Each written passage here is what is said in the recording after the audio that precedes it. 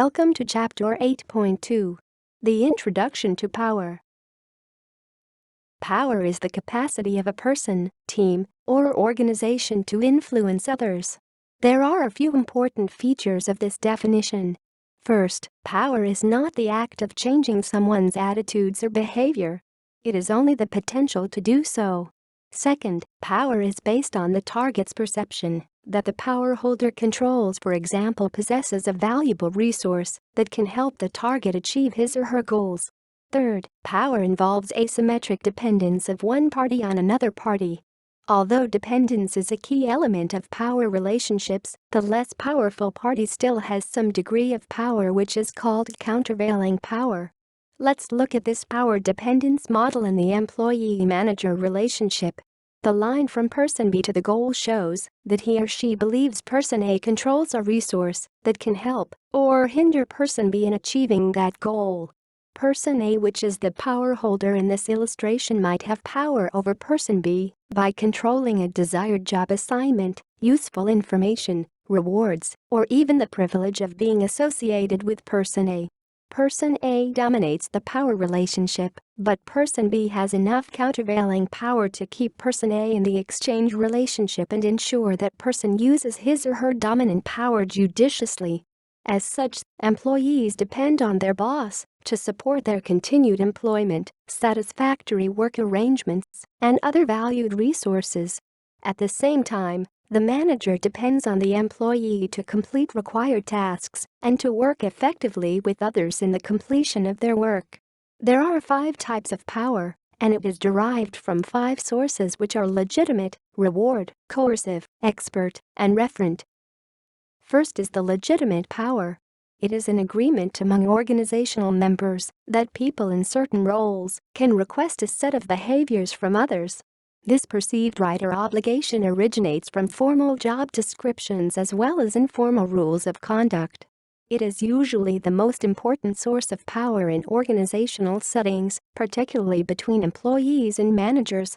For example, managers have a legitimate right to tell employees what tasks to perform, whom to work with, what company resources they can use, and so forth. Legitimate power has restrictions. It gives the power holder only the right to ask others to perform a limited domain of behaviors.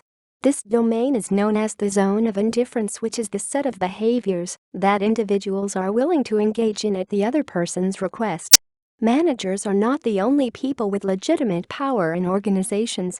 Employees also have legitimate power over their bosses and coworkers through legal and administrative rights as well as informal norms. For example, an organization might give employees the right to request information that is required for their job. Laws give employees the right to refuse to work in unsafe conditions. Now let's discuss on the legitimate power through information control. A particularly potent form of legitimate power occurs where people have the right to control information that others receive. These information gatekeepers have power in 2 ways. First, information is a resource, so those who need information are dependent on the gatekeeper to provide that resource. Second, information gatekeepers gain power by selectively distributing information in a way that affects how those receiving the information perceive the situation compared to their perception if they received all of the information. The second type of power is reward power. It is derived from the person's ability to control the allocation of rewards valued by others and to remove negative. Managers have formal authority that gives them power over the distribution of organizational rewards such as pay, promotions, time off, vacation schedules, and work assignments. Employees also have reward power over their bosses through their feedback and ratings in 360-degree feedback systems. These ratings affect supervisors' promotions and other rewards, so supervisors tend to pay more attention to employee needs after 360-degree feedback is introduced. Third is coercive power. It is the ability to apply punishment. This occurs when managers warn employees about the consequences of poor performance, yet employees also have coercive power. For example, employees might criticize coworkers when they disregard team norms.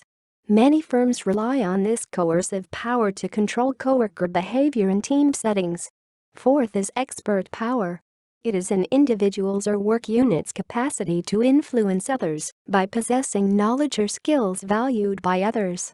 One important form of expert power is the perceived ability to manage uncertainties in the business environment. Expertise can help companies cope with uncertainty in 3 ways. 1. Prevention. The most effective strategy is to prevent environmental changes from occurring. For example, financial experts acquire power by preventing the organization from experiencing a cash shortage or breaching debt covenants. 2. Forecasting. The next best strategy is to predict environmental changes or variations. In this respect, trend spotters and other marketing specialists gain power by predicting changes in consumer preferences. 3. Absorption. People in work units also gain power by absorbing or neutralizing the impact of environmental shifts as they occur. An example is the ability of maintenance crews to come to the rescue when machines break down. Next is referent power. This power has the capacity to influence others on the basis of an identification with and respect for the power holder. Referent power is also associated with charisma, which is a personal characteristic or special gift that serves as a form of interpersonal attraction and referent power over others. Experts believe that charisma produces a high degree of trust, respect, and devotion toward the charismatic individual. Now, let's move on to the empowerment and delegation. Empowerment can be defined as efforts to enhance employee performance, well-being, and positive attitudes by 1. Giving employees greater influence, and 2. Use of centralized management practices.